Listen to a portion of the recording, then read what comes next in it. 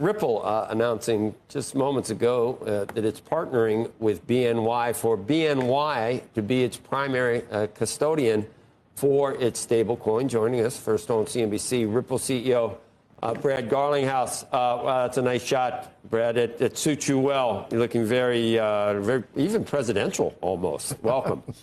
Thank you. It's good to be here. Good to be back on Squawk Box. You need a custodian for your stablecoin. Why BNY? Well, look, I think as the crypto industry has emerged from kind of the last administration where the industry was being attacked, working with the most trusted, the most well-regulated, and even the best capitalized partners is a way to continue to build trust in this system. And stablecoins at their core, by their nature, it's a dollar backed with a dollar in deposits. BNY Mellon has, for a very long time been amongst the most trusted partners out there for as a custody bank. So we're really pleased. We think it's indicative of the shift of tide where we've had headwinds for this industry are now becoming tailwinds, and I think we're going to see a lot of growth.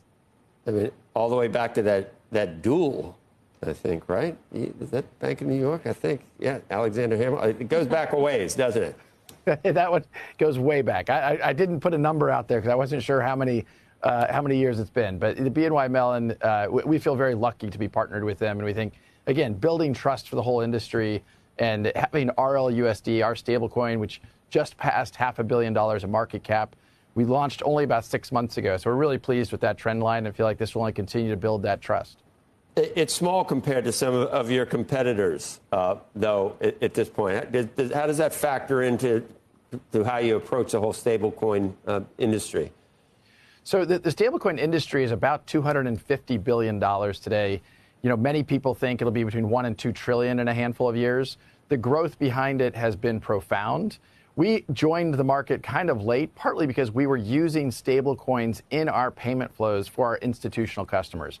As you probably know, Ripple at its core has been a payments company and solving a cross-border payments problem. We use stablecoins, we use XRP where it makes sense. And stablecoins, when we were using that, we were a big part of activity for us. We were minting a lot, and we thought we can participate in this market, given our institutional background, given the fact we've leaned into compliance and been very regulated. We have over 60 global licenses to participate in these markets. So we feel like the growth ahead will serve us well as we continue to serve that institutional client. You still want a banking license, right? Even though you have this deal with BNY. Well, yes, is the short answer. We have pursued and requested application to apply for an OCC license as well as a Fed master account. We think that the key here for crypto and the kind of decentralized finance, as many people call it, Ripple has been building bridges between traditional finance and decentralized finance. The world isn't going to be taken over by crypto. Instead, we think about how do we take the best of what crypto brings in facilitating faster, cheaper transactions and bring it to traditional finance. That's been at the heart of what Ripple has been focused on from the beginning. This is a step towards that, and certainly getting an OCC license, for those that have said that the crypto world wants to be unregulated, whatever, the opposite is true. I'm here in Washington in part, as you referenced, there's a Senate Banking Committee hearing today. We are advocating as an industry to be regulated. And those that, like Ripple, who have stepped forward and said we want to get an OCC license, in addition to the licenses we have with the New York Department of Financial Services, it only continues to augment that very robust, very compliance-first, trusted partner so that we can continue to use these technologies to benefit consumers and businesses.